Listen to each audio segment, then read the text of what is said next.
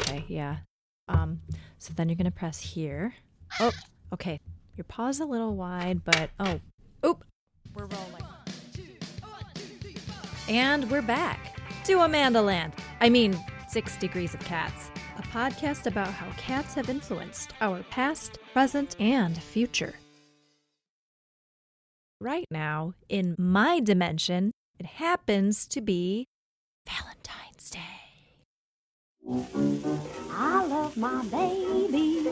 My baby. A holiday about love. I think it's time to talk about my very first love, Ribbons Beau. My little bestie. That guy would scratch at the door if he heard me crying, just to comfort me. He'd also do that when he heard me playing guitar and singing. I have no idea what that was about, but it was nice to have his audience. He lives on in my heart. Now let me just clarify here.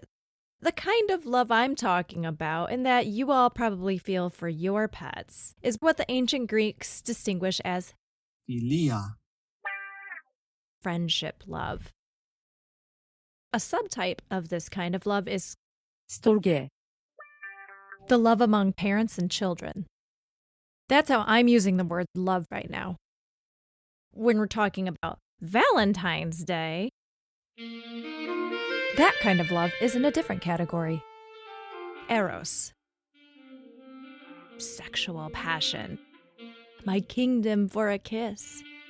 The love that undergirds all genres of music, except for Christian rock, if you call that music. Just kidding. Kinda not. I'm not here to yuck anyone's yum, even when the yum is very bland. Please don't come at me, Christian rockers. So, I'm thinking Valentine's Day, romantic, intimate forms of love. And what comes to mind, aside from fancy, expensive dinners, champagne, strawberries, chocolate, corn dogs, there's also Cupid. Chubby winged babies wielding a bow and arrow. Weirder said aloud than it is when you just look at the Hallmark cards. It turns out that those naked babies are actually not Cupid. They're consorts to Roman god Cupid, or Eros, as he was known in Greece. He was a really good-looking adult man. God-man. Which, in my opinion, is a lot more age-appropriate for the topic of Valentine's Day, as well as anybody who is holding a bow and arrow. And yep, Eros. The root of the word erotic. Lust and sexual passion were in this god's wheelhouse. Now, I'm all for historic accuracy, but I have a feeling it would be a tad less family-friendly for card companies to replace those winged babies with shirtless, handsome men. Those cards exist, but we tend to give those out for different purposes. You know what would be accurate to represent the fruits of intimate passion?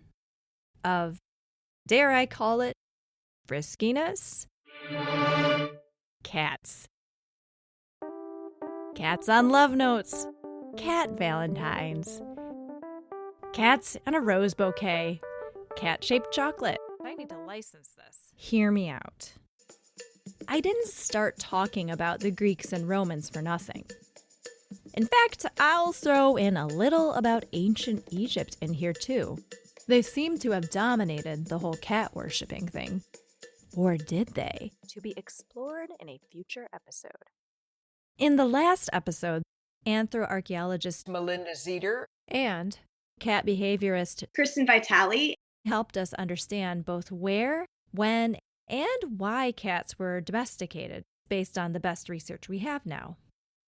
We discussed how cats were very, very important, not only as cute little friends that cheered you up after a long day of milking cows or grazing pigs and harvesting grains, but also, and especially, as fierce defenders of the harvest from rodents and other scavengers. The ability then of cats and the role of cats in taking care of the pests that are feeding off of important stored resources like grains probably became of interest to humans. Cats are very, very, very, very fecund. It means fertile. They're really, really efficient kitten makers. I consulted with a couple experts on this point. My name is Sterling Trap King Davis. On Instagram, it's the original Trap King. I go by Trap King because of my nonprofit, Trapking Humane Cat Solutions, which focuses on TNR, trap, neuter, return. My name's Amy. I run a cat rescue called the Five Kittens Rescue. Our Instagram handle is the Five Kittens Rescues with an S at the end of rescue. Our goal is to stabilize and control the outdoor cat population. TNR is the humane alternative for death or euthanasia for stray and feral cat populations. I catch cats in humane traps so they're not hurt. Take them to low-cost spay, neuter, vaccine clinics where they're spayed, neutered, vaccinated, and returned. Clearly, I'm talking to the right folks here. Just how fertile are cats? I've trapped a cat that was pregnant at 4 months old. So you think about how fast that turnaround is and how fast they can reproduce. They stop nursing at around 5 to 6 weeks, so they can get pregnant immediately after. There are peak times in the year where cats tend to get more, frisky. We call it cuffing season. They call it kitten season. So kitten season that's the height of the mating, and it's usually when it's warm. That's when cats are out and more active. Places where it's warm, kitten season is all year round. Like the same way as humans, we like to get married and have our weddings when it's warm. Cats mate when it's warm. So you think about the warm climates. If a cat is able to get pregnant at 4 months age as a kitten, and they're reproducing like that at that rate all year round. 2 cats can quickly become 200. The gestation period for cats is 2 months. An average litter is 5 to 6 kittens. So in a year, let's do the math. Well, they have usually around 3 to 4 litters a year. 3 to 4 times 6, let's say if we're doing it on the higher end, is 24 kittens. It's a lot of cats. I think I made my point there. Cats are definitely having a ton of sex. They're little cat Casanovas. So much so that the ancients found this to be divine. I had the great opportunity to consult with a researcher and writer who may be able to shed some light on this. My name's Danielle Mackay. I have a master's degree in classical studies and ancient Greek. I am also a writer. I wrote articles for The Collector, the online magazine. Danielle's focus is on the Hellenistic period. What's that again? We have 3 main periods that we focus on in classics. We have the Archaic period, which is Homer, the writings of Homer, the start of pottery. Still very Bronze Age, still very, I don't know how to say this without being offensive to ancient Greeks. Old-fashioned, yeah. And then we have the classical period, which is, if you think of ancient Greece now, you think of the marble statues and the Parthenon and all the beauty that was created. That was all done in the classical period. That's where we had Socrates and Plato, the great leap forward when it came to philosophy and art and medicine. And then after that, the Hellenistic period, and that is marked by the birth of Alexander the Great.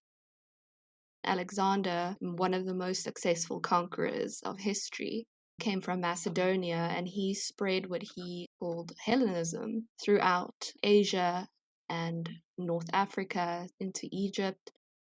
He became very fond of Egypt, and he built his own little city called Alexandria. In Hellenistic times, in Alexandria, everyone spoke Greek, actually. So that's what we refer to as the Hellenistic period.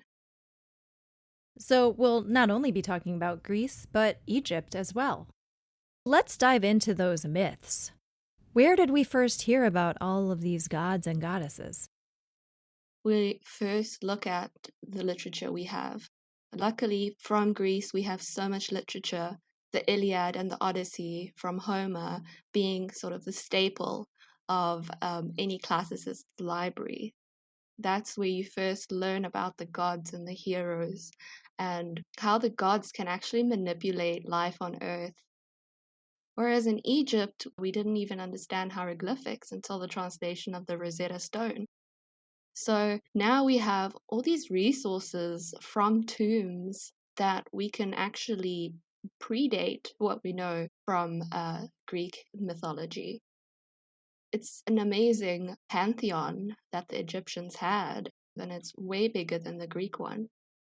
There is a lot of overlap in their functions and their forms and what they were praised for and revered for. While the Greek-Roman connection I'd heard before, how the Romans rebranded the Greek gods and goddesses and added their own stories into it, this Greek-Egyptian connection, while geographically obvious, I just didn't have a chance to really explore as much. We don't know for certain exactly how much of the Greek pantheon was influenced by the Egyptians, but definitely after Greece had become imperial and they sort of moved into Alexandria with Alexander the Great and the Hellenistic period, there is an insane amount of evidence that shows how the Greeks adopted Egyptian gods into their own pantheon, and that's when you get the advent of the god Serapis, an amalgamation of two gods from two different pantheons. Let's take a little pause. Get it? Pause.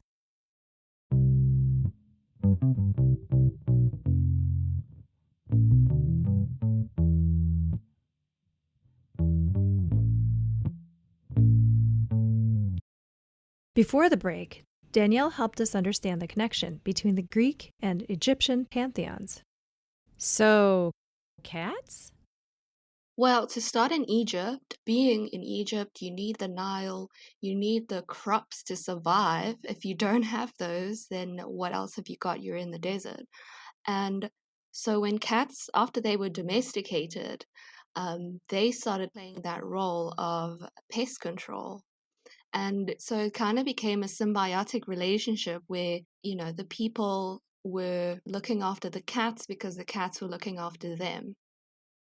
We see that in ancient Egypt with how many kitty cats they're discovering in these tombs. These cats were not buried alive. I just want to put that out there. They were given sort of their own burial, which is actually quite interesting because the common folk of Egypt weren't treated to that sort of burial. Tombs were only reserved for kings and royalty. So to see these cats getting little tombs and being buried next to sacred places, it actually shows you just the amount of reverence that the Egyptians had for cats. The time has come to talk about the original cat goddess.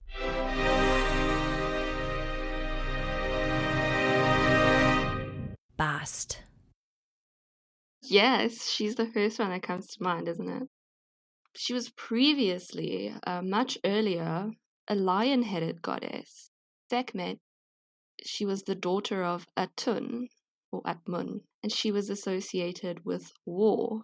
She was a very ferocious goddess when she was a lion-headed goddess, but only later did she become associated with domestic cats when she didn't become tamed, per se, but domestic in her roles, where she became a goddess of fertility.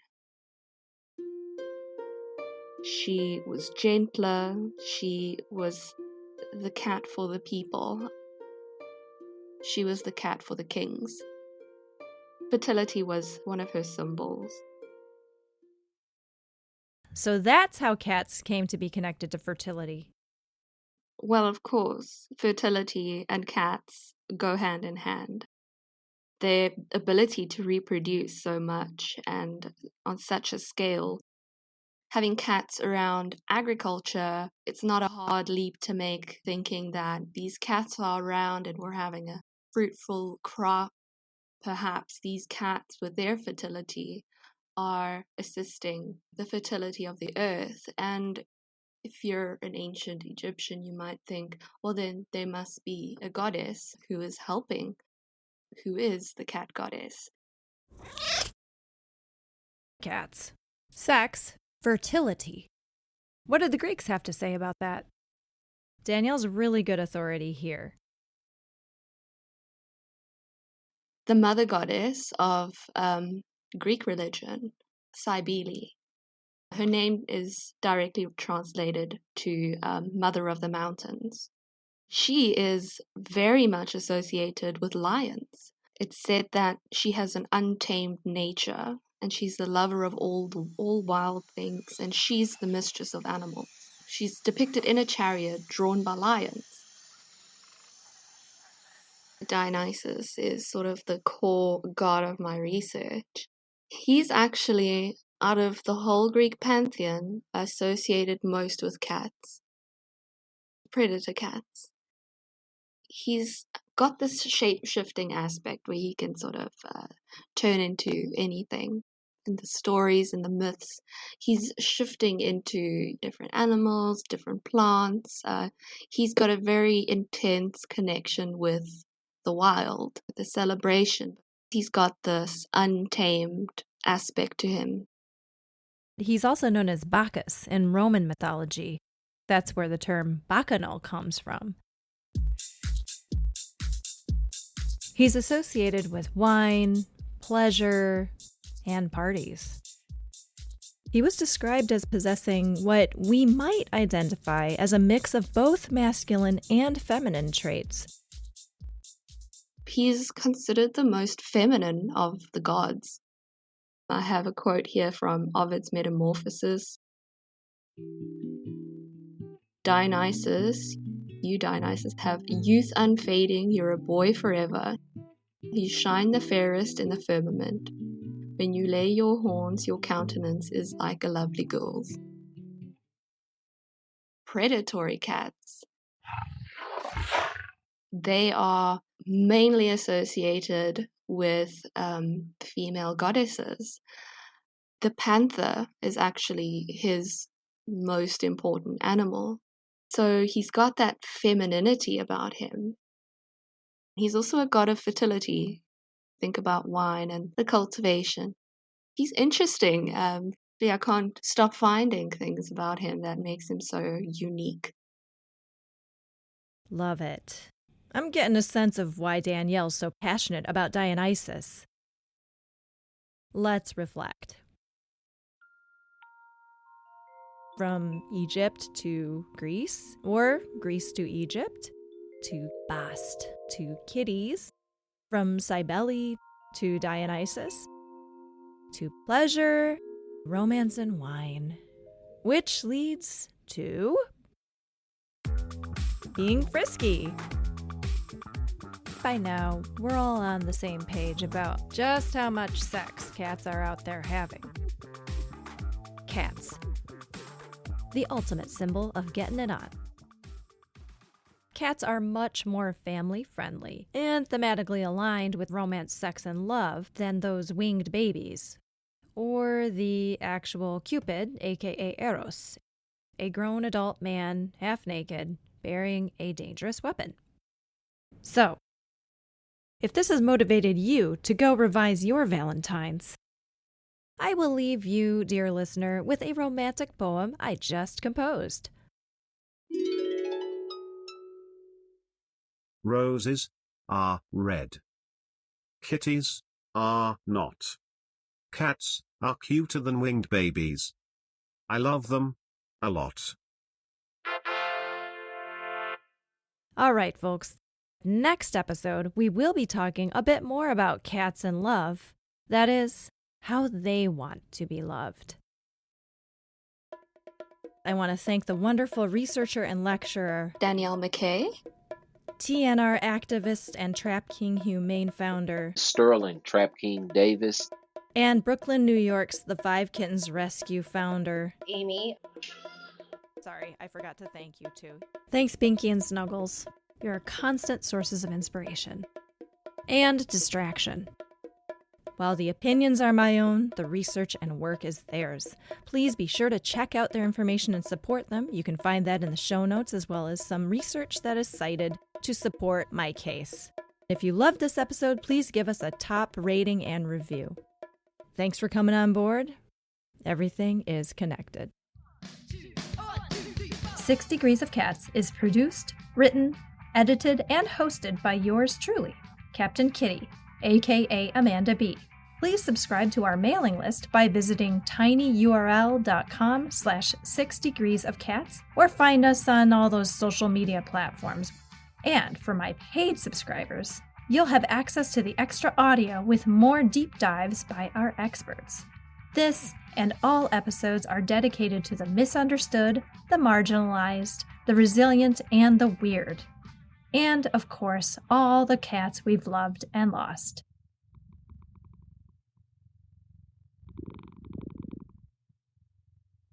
I love cats. I have one chubby little boy. His name is Jagger. And he's such a cool guy. And yeah, he's a chunky little boy.